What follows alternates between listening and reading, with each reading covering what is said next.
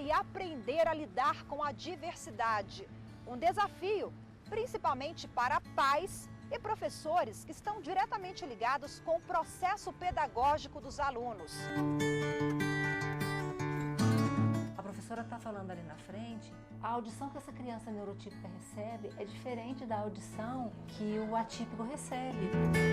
Houve a questão da parte motora fina, ele sempre ficava atrasado na hora de escrever. Eu não trocaria por outra coisa. Depois que a Helena foi para o colégio público, para a turma de sala especial, ela já desenvolveu a escrita de forma parcial. O Supremo, por maioria, entendeu que o papel da escola não é excluir, segregar os estudantes, e sim educar, incluir e ensinar a conviver com a diferença. Uma sociedade verdadeiramente livre, justa e solidária não se constrói pela exclusão. À escola não é dado escolher, segregar, separar, mas seu dever é ensinar, incluir e conviver. Preconceito é a pior das deficiências.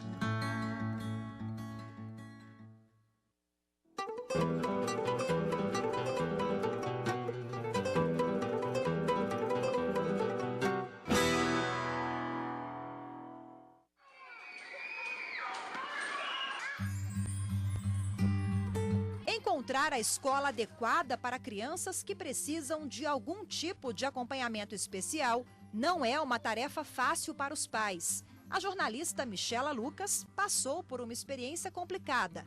Ela é mãe da Helena, que tem 11 anos e é autista. Ainda no ensino fundamental, a filha foi matriculada em uma escola particular. Mas Michela conta que faltou o apoio da instituição. As escolas particulares não estão preparadas para receber e acompanhar uma criança com necessidades especiais. O colégio, quando ele recebe uma criança especial, ele tem que ter condições de acompanhar e fazer essa criança, e estimular essa criança, fazer essa criança se desenvolver junto com a turma na sala. Para isso, essa criança precisa de um atendimento individual. Ela precisa de um monitor do lado dela para dizer como é aquela tarefa, explicar direitinho o segmento da disciplina que está sendo executada na sala. Helena foi transferida para uma escola pública do Distrito Federal. A instituição oferece um ensino pedagógico específico para crianças com autismo. Antigamente ela convivia com 20 crianças na sala de aula, porque ela fazia parte de uma sala regular. Hoje a turminha dela é ela e o Gabriel, que é o amiguinho dela de sala de aula. O Gabriel tem 8 anos e ela vai fazer 12. Eles são acompanhados por uma professora. Depois que a Helena foi para o colégio público, para a turma de sala especial, a Helena aprendeu de forma primária ainda, ok, mas ela já lê, ela já escreve algumas coisas, ela tem algumas dificuldades na hora de escrever, mas ela já desenvolveu a escrita de forma parcial. Ela consegue se virar, né? Ela consegue pesquisar, ela consegue de forma pausada, mas ela consegue já ler algumas coisas, né? Então o desenvolvimento da Helena foi pleno. O que a escola hoje é pra você? Uma coisa boa. É? Isso é muito bom, né? Uhum. Helena, você quer continuar na escola? Uhum. Por quê? Que é legal lá. Cibele, a mãe de Gabriel, amigo de sala de aula da Helena, teve uma experiência parecida. Ela matriculou o filho na rede privada e preferiu a rede pública, pelos mesmos motivos da Michela. Porque a escola particular ela não está preparada para atender as crianças com necessidades especiais. Até acabar a educação infantil, é tudo muito lúdico. Então, assim, você não começa a ver as diferenças ainda. E aí, quando começa o ensino fundamental, que entra a questão da parte motora fina, a questão de ler, a criança começa a observar as dificuldades dela. E aí começam a aparecer as diferenças e a escola particular não está preparada para dar um suporte que a criança especial precisa. Para Cibele e Michela, a educação oferecida em algumas escolas da rede pública de ensino Com atendimento especial às crianças com autismo ou outras deficiências, é a forma mais produtiva e adequada para alguns alunos diagnosticados com o transtorno. Isso porque os autistas têm características próprias, são mais reservados, evitam o contato físico, têm dificuldades de interação social. A sensibilidade também pode ser alterada em alguns sentidos. A professora está falando ali na frente, a audição que essa criança neurotípica recebe é diferente da audição que o atípico recebe, o autista no caso da minha filha. Ela tem muita dificuldade com o barulho. Então o blá blá blá blá blá blá das crianças na sala, né? E a fala da professora é um turbilhão de informação dentro da cabeça dela. No caso do Gabriel, houve a questão da parte motora fina, que ele tem um atraso na parte da motora fina. Então, ele sempre ficava atrasado na hora de escrever. Então, ele sofreu bullying, ele sofria, para ir para a escola ele chorava. E hoje não. Ele hoje está numa comunidade escolar, na escola dele. Ele se sente amado, ele se sente respeitado e ele vai feliz da vida para a escola. Isso faz toda a diferença na vida dele, pessoal, como na vida pedagógica. Faz, claro que faz, né? Porque se tem um acompanhamento de metodologia do ensino para esse tipo de aluno, é lógico que ele vai progredir com mais facilidade do que se não tiver uma pessoa especializada. Na escola pública, a EAP faz cursos para o projeto de inclusão. Agora, na escola particular, não. Porque todos os cursos que são feitos de aperfeiçoamento, eles são voltados apenas para a escola pública, né? E nunca para a escola privada. Quem quiser fazer vai ter que pagar. É cara e não tem, em todos os lugares, não temos instituições que faz regularmente esse tipo de especialização. Recentemente, o debate em torno da inclusão dos alunos que têm algum tipo de deficiência e estão matriculados nas escolas particulares. Esse debate veio parar no Supremo Tribunal Federal. Isso porque a CONFENEM, a Confederação Nacional dos Estabelecimentos de Ensino, entrou com uma ação, pedindo que o Supremo derrubasse a obrigação prevista em lei para que as escolas se adaptem a esses alunos sem ônus adicional às famílias. Na ação, a CONFENEM argumentava que a obrigação inviabilizava a atividade das instituições privadas em razão do alto custo econômico e que é dever do Estado o atendimento educacional aos deficientes. Como se pode pretender que, a título de uma inclusão social falsa, outras pessoas possam sofrer,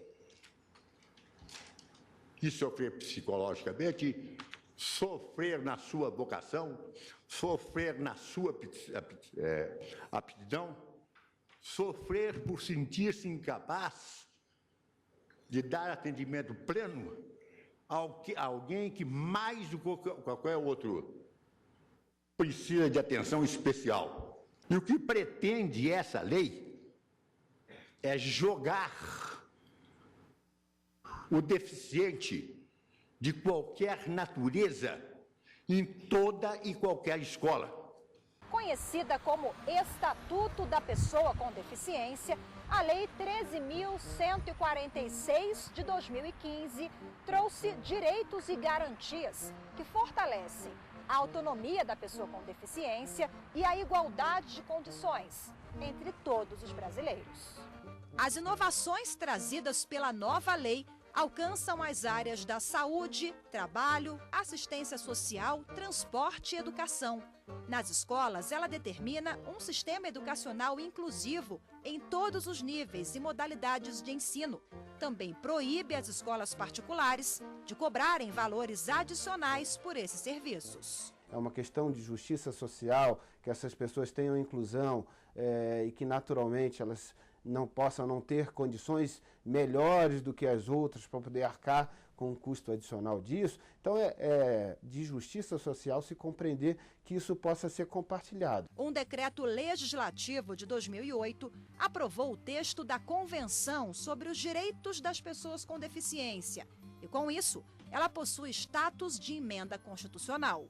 Quando uma convenção internacional, pelas regras da nossa Constituição, é admitida no nosso ordenamento jurídico, ela alça a uma condição de hierarquia constitucional, ou seja, ela tem uma supremacia de ordem constitucional para que então ela possa ser levada a efeito acima, se necessário for, de enfrentamento, de confronto de normas, acima da ordem jurídica ordinária. Na área da educação, a Constituição Federal de 88 também traz atribuições para o Estado, para os pais e para a escola. Então, esse dever de educação é de todos nós.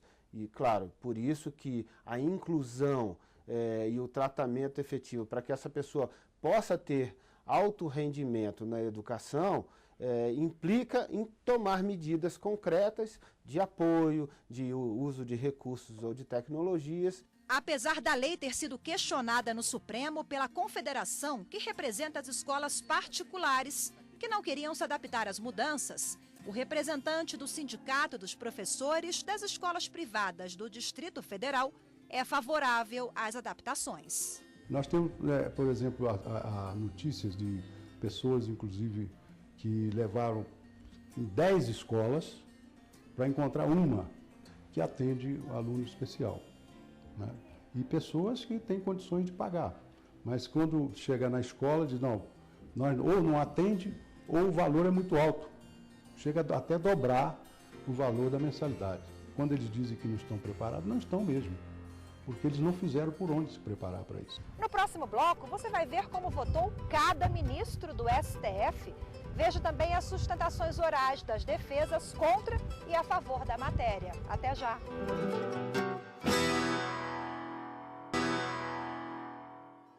Uma escola para todos. Uma escola que acolha a diferença e incentive a inclusão. A inclusão daqueles alunos que têm algum tipo de deficiência.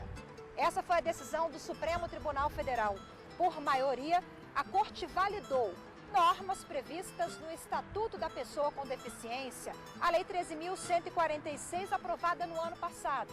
A Confederação Nacional dos Estabelecimentos de Ensino tinha entrado com uma ação no tribunal pedindo a derrubada de alguns pontos da lei. Os detalhes do julgamento você vai ver a partir de agora.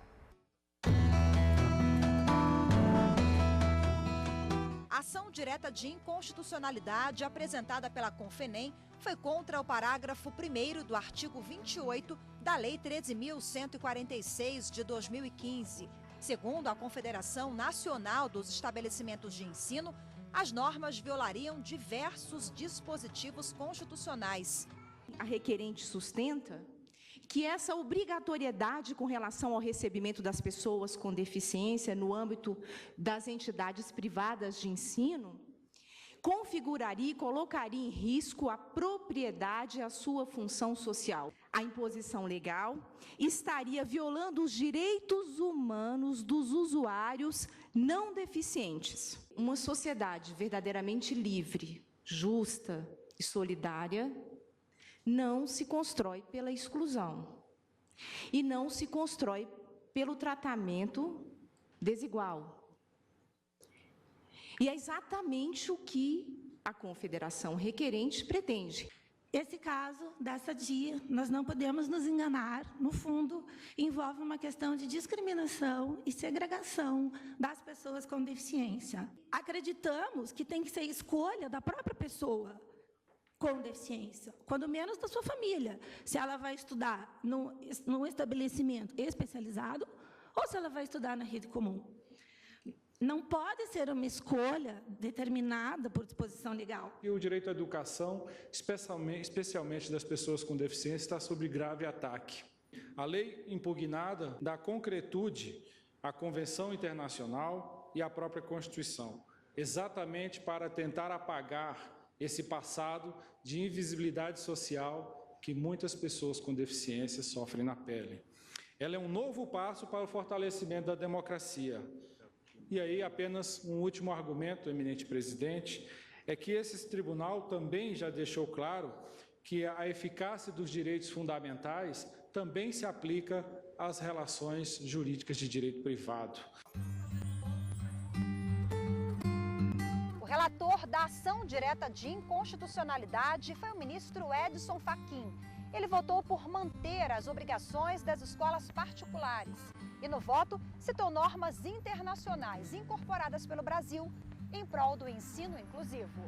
Foi promulgada no Brasil, pelo Decreto 6.949 de 2009, a Convenção Internacional sobre os Direitos das Pessoas com Deficiência, dotada do propósito de promover, proteger e assegurar o exercício pleno e equitativo de todos os direitos humanos e liberdades fundamentais por todas as pessoas com deficiência, promovendo o respeito pela sua inerente dignidade. A pluralidade de pessoas, de credos, de ideologias é elemento essencial da democracia e da vida democrática em comunidade.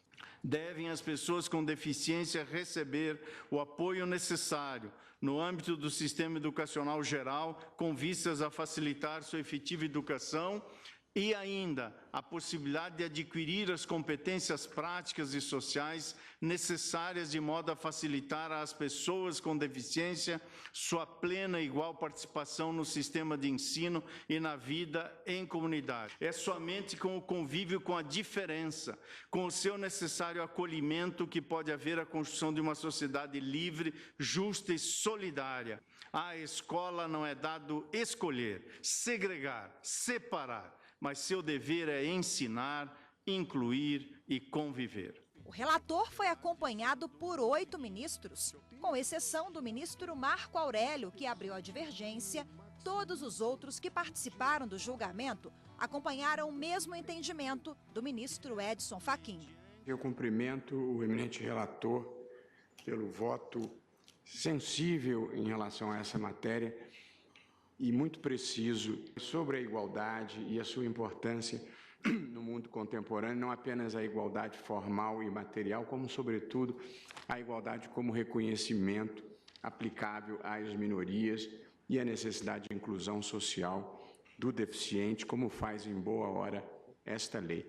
Uma escola que se preocupe mais além da questão econômica em preparar seus alunos para a vida, deve, na verdade, encarar a presença de crianças com deficiência como uma especial oportunidade de apresentar a todas as crianças, principalmente as que não têm deficiências, uma lição fundamental de humanidade. Um modo de convivência sem exclusões, sem discriminações, num ambiente de solidariedade e fraternidade. Talvez muitas das mazelas que hoje nós estamos enfrentando e de que a nossa sociedade tem se ressentido no sentido de uma intolerância, de ódio, de competição, de desrespeito, talvez deite raízes no fato de a nossa geração, não termos tido a oportunidade, quem sabe, de participar da construção diária de uma sociedade inclusiva e acolhedora. E a Constituição, já num princípio setorial, implementando essas promessas fundamentais iniciais, ela assenta que a educação é um direito de todos e que, para que se realize esse direito de todos, tem que contar com a colaboração de toda a sociedade. E nesse conceito de colaboração social, evidentemente que encartam-se as escolas públicas e as escolas privadas. Essa inacessibilidade dessas crianças deficientes, ela, na verdade, realiza um preconceito. E aí eu assento, se pudesse assentar, como tese não jurídica, mas uma tese sob o ângulo vivencial, que o preconceito é a pior das deficiências. Até o final da década de 70, início da década de 80, não havia nos concursos para juízes, não eram admissíveis pessoas com deficiência física.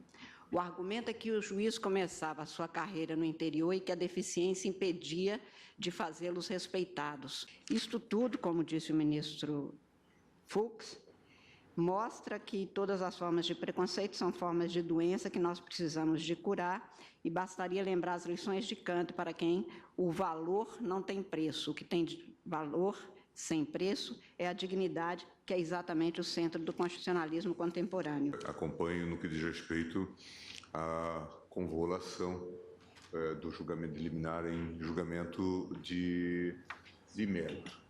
Eu devo dizer, presidente, que não só em relação a esta lei, talvez nós devêssemos atentar para transformações tão sérias e importantes, que essas transformações ou que essas exigências devessem vir acompanhadas de algum tipo de cláusula de transição.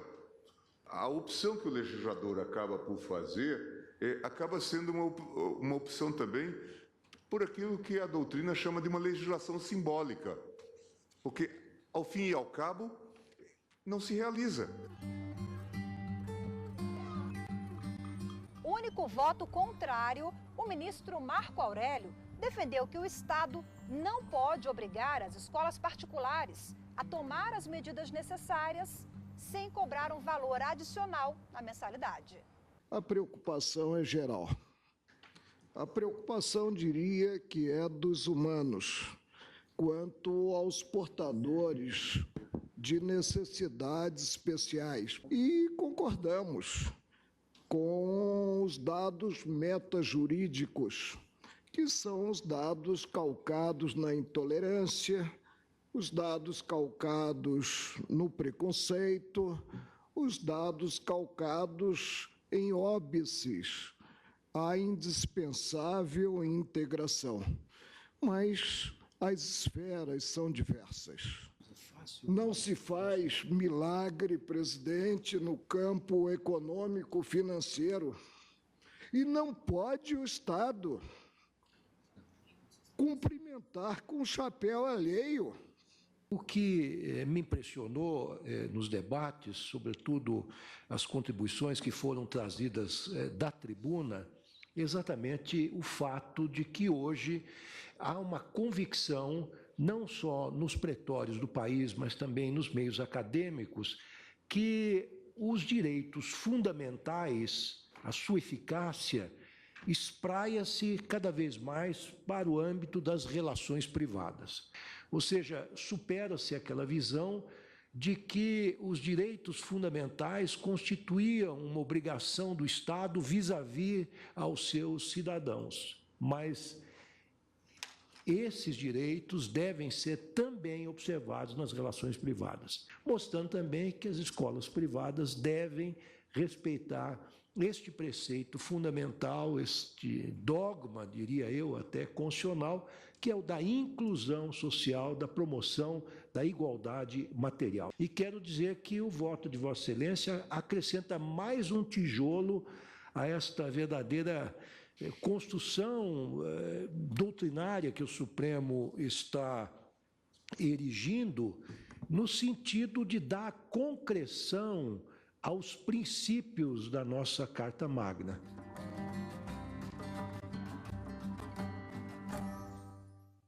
Por 9 votos a 1, o Supremo decidiu que as escolas particulares não podem mais negar matrículas daqueles estudantes que têm algum tipo de deficiência. Pela decisão, também estão proibidas cobranças adicionais das mensalidades desses estudantes. No próximo bloco, você vai ver a repercussão da decisão, que foi comemorada por pais de alunos com deficiência. Até já! Garantir a igualdade de condições entre todos os alunos que estão matriculados em escolas particulares do país e que têm algum tipo de deficiência ou não. Para pais, professores e advogados, a decisão recente do Supremo Tribunal Federal, que validou normas do Estatuto da Pessoa com Deficiência, garante avanços na área da inclusão e deve ser comemorada em todo o país.